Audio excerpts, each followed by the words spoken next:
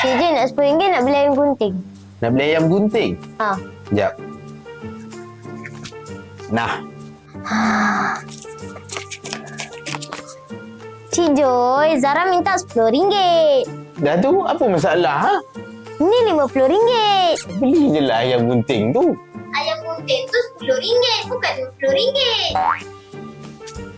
Apa benda budak ini? Ni beli je lah. Nanti dia bagi baki. Cik Joy, Zara nak beli ayam gunting, bukan nak beli baki.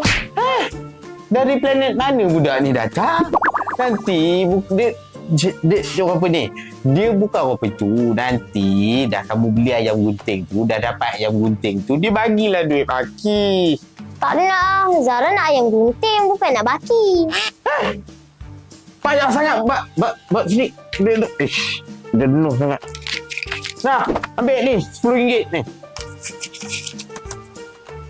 Cik Joy, kan Zara dah kata Zara nak RM10. Lepas tu apa masalah lagi? Apa masalah lagi? 10 apa, sekeping je. Astaghfirullahalazim budak ini. Memanglah dia sekeping. Tapi nilai dia 10.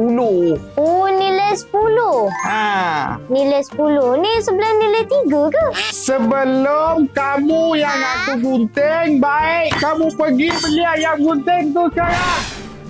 Pergi beli. Budak ini.